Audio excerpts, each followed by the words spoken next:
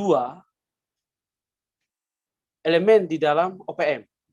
Ada struktur politik yang berjalan, yang melakukan pelarian ke luar Papua, ke PNJ, ke Australia, ke Belanda, ke Amerika, ke Inggris, dan sebagainya. Karena mereka melakukan diplomasi.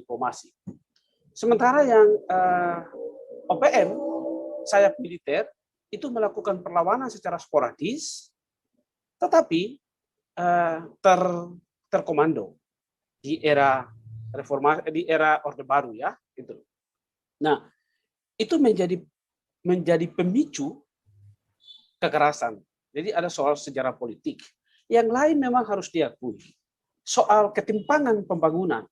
Ketimpangan pembangunan itu baik pembangunan infrastruktur, tapi juga pembangunan sumber daya manusia.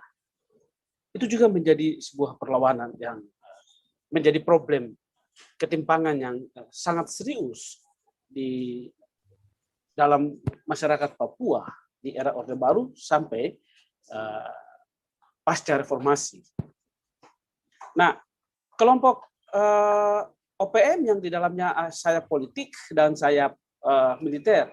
Nah, sayap politik itu terus melakukan lobby-lobby politik, berafiliasi dengan misalnya GAM, berafiliasi dengan RMS, dan terus melakukan diplomasi di luar negeri dengan memanfaatkan orang-orang ex Belanda yang berada di Papua waktu itu. Dan mereka memberikan dukungan kepada para aktor-aktor politik. Nah, misalnya ada Nicholas Yowe, Bonai, mereka yang ada di luar negeri melakukan diplomasi politik.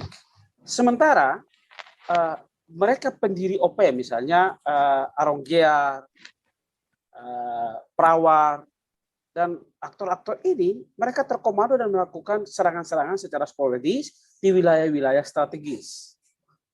Jadi perjuangan ini terus berada. Kendati memang tidak diakui di era itu, tapi pergerakan ini sudah ada. Inilah yang kemudian menghambat upaya pembangunan, karena ada problem masyarakat Papua sendiri merasa bahwa PPRA itu tidak sah karena 1.015 orang yang mengikuti PPRA itu tidak merepresentasi orang Papua, sehingga itu bukti perlawanan dengan pendirian organisasi Papua Merdeka. Nah,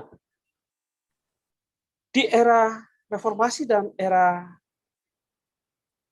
otonomi khusus, siapa aktor politik yang kemudian muncul? Kalau kita bicara aktor politik dalam konteks Indonesia, sebenarnya Papua telah menunjukkan sebuah performa dialog yang sangat bermartabat, dan tentu saya terlibat di proses dialog waktu itu di era sebagai mahasiswa. Ada dialog yang kemudian memberikan perhatian internasional ke Papua, dan dialog itu bisa terjadi karena memang juga ada apresiasi internasional.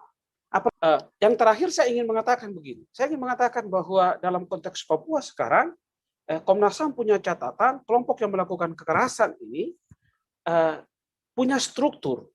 Di Papua sekarang, Komnas HAM mencatat ada 23